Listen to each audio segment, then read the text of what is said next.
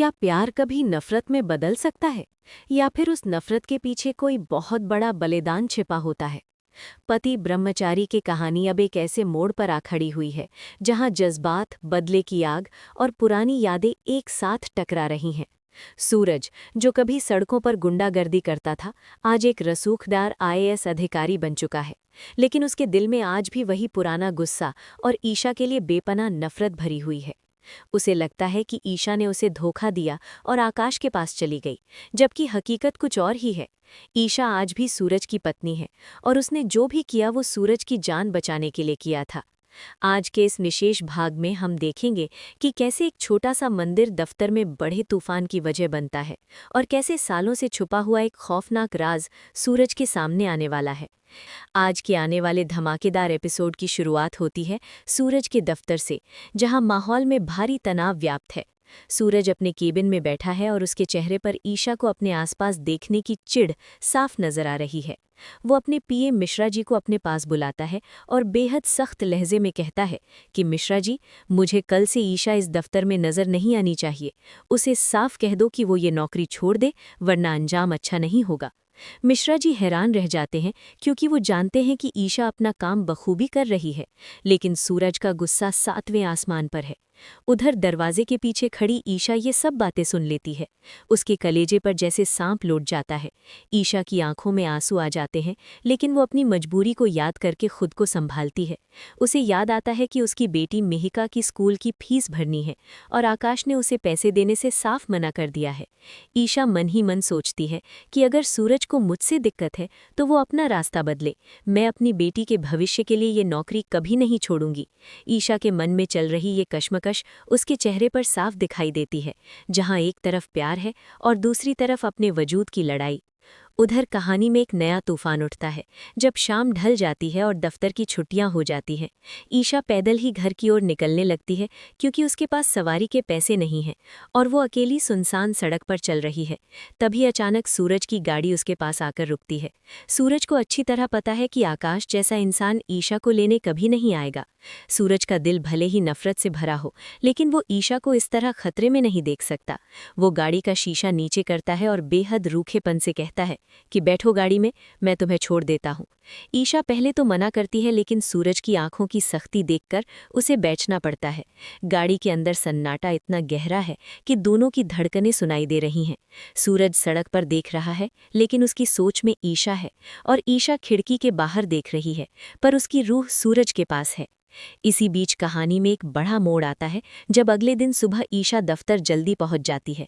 वो देखती है कि इस सरकारी दफ्तर में कोई मंदिर नहीं है, तो वो श्रद्धा भाव से मिश्रा जी की मदद लेकर सूरज के केबिन के बाहर एक छोटा सा मंदिर स्थापित कर देती है और दिया जलाती है। तभी सूरज दफ्तर में कदम रखता है और मंदिर को देखकर आग बबूला हो जाता है।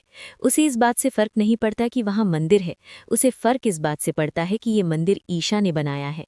वो ईशा पर चिल्लाते हुए कहता है कि ये क्या तमाशा लगा रखा है, तुम यहाँ काम करने आती हो या पूजा पाठ करने? ये एक दफ्तर है और इसके अपने कुछ कायदे कानून होते हैं। अगर तुम इन्हें नहीं मान सकती तो अपना बोरिया बिस्तर समेटो और यहाँ से चली जाओ। सूरज की आवाज पूरे दफ्तर में गूंजती है, लेकिन ईशा भी अब वो पुरानी ईशा नहीं रही जो दब जाए। वो सीधे सूरज की आंखों में आंखें डालकर जवाब देती है कि ये सिर्फ एक छोटा सा मंदिर है जो हर सरकारी दफ्तर में होता है, इससे किसी के काम में कोई रुकावट नहीं आएगी। ईशा का ये निडर अंदाज सूरज को और भी ज्यादा चिढ़ा देता है। उसे समझ नहीं आता कि ईशा में इतनी हिम्मत कहाँ से आ गई। दफ्तर के बाकी लोग और मिश्रा जी बस देखते रह जाते हैं कि कैसे इन दोनों के बीच पुरानी नफरत और नया तकरार एक नया रूप ले रहा है। लेकिन कहानी यही नहीं रुकती। असली धमाका तो तब होता है जब सूरज की बहन काव्या को पता चलता है कि सूरज ईशा के साथ कितना बुरा बर्ताव कर रहा है। काव्या अब और बर्दाश्त नहीं कर पाती और वो गुलाब हवेली पहुंचकर सूरज के सामने खड़ी हो जाती है। काव्या की आंखों में गुस्सा और सच्चाई की चमक है। वो सूरज से कहती है कि भैया, आप जिस ईशा से नफरत कर रहे हैं उसने आपके लिए क्या कुछ नहीं किया। सूरज चौंक जाता है और पूछता है कि तुम क्या कहना चाहती हो। तब काव्या वो राज खोलती है जिसे सुनकर सूरज के पैरों तले जमीन खिसक जाती है। काव्या बताती है कि जिस दिन आपकी और ईशा की शादी हुई थी, आप होश में नहीं थे। आपको बेहोशी की हालत में मंडप में बिठाया गया था और पंडित जी ने मंत्र पढ़कर आपकी शादी ईशा से करवा दी थी। सूरज ये सुनकर सन्न रह जाता है। उसकी आंखें फटी की फटी रह जाती हैं।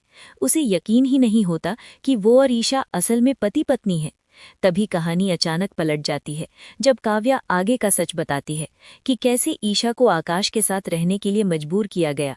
काव्या खिलासा करती है कि गुलाब सिंह ने ईशा की मां को बंधक बना रखा है और उन्हें जान से मारने की धमकी देकर ईशा को ब्लैकमेल कर रहा है। ईशा ने सूरज से नफरत का नाटक सिर्फ इसलिए किया ताकि सूरज की जान बच सके और उसकी मां सुरक्षित रहे। ये सब सुनकर सूरज पूरी तरह टूट जाता है। उसे अपनी हर डांट, अपनी हर बदतमीजी और ईशा की आंखों में दिखने वाला वो दर्द याद आता है जिसे वो अब तक बेवफाई समझ रहा था। सूरज को पछतावा होने लगता है कि उसने अपनी पत्नी के साथ कितना गलत किया। उसकी आंखों से आंसू बहने लगते हैं और वो खुद को कोसता है। लेकिन अब सूरज हार मानने वालों में से नहीं है। उसके अंदर का वो पुराना गुंडा फिर से जाग उठता है, लेकिन इस बार एक आईएएस की वर्दी की ताकत के साथ।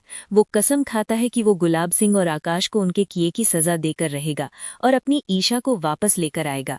सूरज अपनी आईएएस की ताकत और अपने पुराने संपर्कों का इस्तेमाल करके उस जगह का पता लगा लेता है जहां गुलाब सिंह ने ईशा को कैद करके रखा है।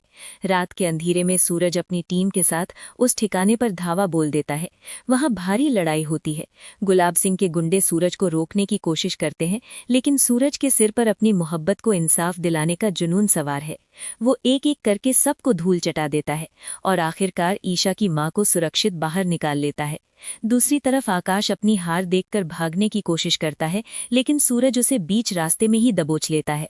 सूरज उसे थप्पड़ मारते हुए कहता है कि एक आईपीएस होकर तुमने गुंडों का साथ दिया, अब तुम्हारी जगह जेल की काल कोठड़ी में है। पुलिस गुलाब सिंह और आकाश को गिरफ्तार कर लेती है और उनके गुनाहों का काला चिट्ठा सबके सामने आ जाता है। जब सूरज ईशा की मां को लेकर ईशा के सामने पहुंचता है तो ईशा को अपनी आंखों पर यकीन नहीं होता। वो अपनी मां को गले लगाकर फूट फूट कर रोने लगती है। सूरज और ईशा एक दूसरे के सामने खड़े होते हैं। सूरज की आंखों में माफी है और ईशा की आंखों में सुकून। सूरज धीरे से ईशा का हाथ थामता है और कहता है कि मुझे माफ कर दो ईशा, मैं तुम्हें समझ नहीं पाया। ईशा सूरज के सीने से लग जाती है और सालों का दर्द आंसुओं में बह जाता है। दोनों का ये मिलन अधूरा नहीं रहता, बल्कि ये एक नई शुरुआत होती है जहां नफरत की दीवारें गिर चुकी हैं और सिर्फ प्यार बाकी है। लेकिन क्या गुलाब सिंह और आकाश इतनी आसानी से हार मान लेंगे? क्या जेल की सलाखों के पीछे से वो फिर से कोई नई चाल चलेंगे?